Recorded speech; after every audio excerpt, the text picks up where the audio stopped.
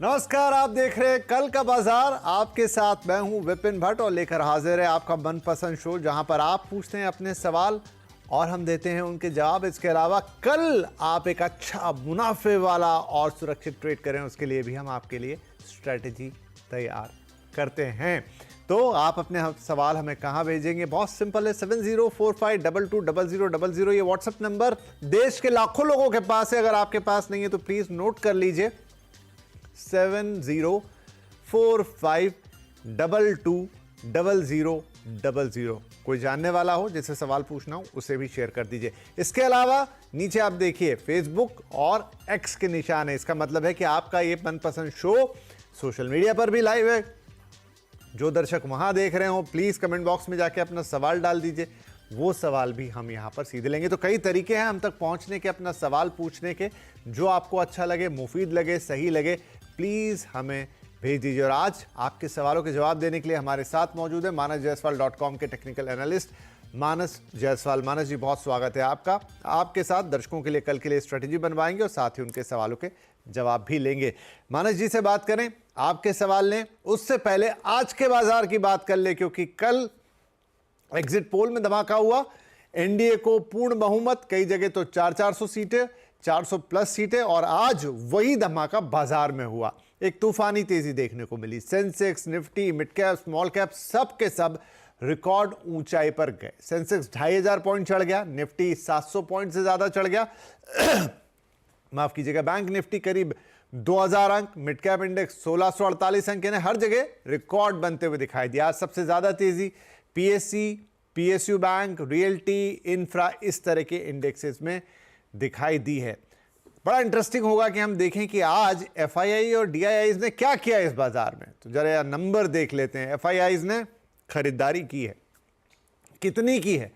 Almost 7000 crore रुपए के आसपास की, 6850 करोड़ रुपए राउंड ऑफ फिगर कर दे तो 7000। ऐसा फिगर कितनी बार हम देखते हैं बाजार में। डीआईआईज ने भी खरीदारी की है, करीब करीब 2000 करोड़ रुपए के आसपास की, 1913 करोड़ या 13.98 करोड़ टू बी प्रिसाइज। तो आज चौतरफा खरीदारी, और ये नंबर्स बता रहे हैं कि क्यों बाजार में इतनी तेजी थी। तो मानस साहब, 2-3 सवाल होंगे यहाँ पे अहम कि कल जब एग्जिट पोल के आंकड़े आए थे, जो भी उसने अलग अलग नंबर्स दिखाए, कि आपको उम्मीद थी कि आज बाजार में इतनी जोरदार तेजी होगी?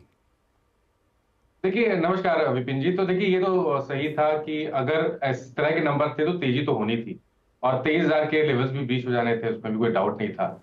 अब देखिए, पॉइंट ये है कि कल के रिजल्ट्स कैसे होते हैं। फाइनल रिजल्ट्स तो वही होंगे, तो उसके ऊपर ही मार्केट डिपेंड करेगा। लेकिन अगर हम बिल्कुल प्योर टेक्निकल्स की बात करें तो ये क्लियर कट ब्रेकआउट है। इस ब्रेकआउट के टारगेट 23,750 सबसे पहले, और उसके ऊपर 24,100 के आते हैं।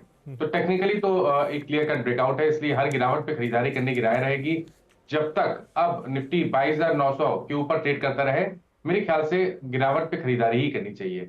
लेकिन जो मेन अट्रैक्शन था बैंक निफ्टी, मेरे ख्याल से इस तरह का आउट परफॉर्मेंस हमें आने वाले समय में भी बैंक निफ्टी में देखने को मिलेगा। एक बड़ा ब्रेकआउट है, 50,000 का एक बड़ा आंकड़ा बैंक निफ्टी ने ब्रीच किया है। मेरे ख्याल से यहाँ पर अभी भी आपको 1500 पॉइंट की तेजी देखने को मिल सकती है। उससे पहले कोई गिरावट मिल जाए तो बिल्कुल खरीदारी करनी चाहिए। आपको स्टॉप लॉस 50,000 के नीचे ही लगाना पड़ेगा, लेकिन कोई गिरावट मिले तो खरीदारी करिए। कम से कम 52 200 तक के टारगेट आप बैंक निफ्टी में भी सेट कर सकते हैं।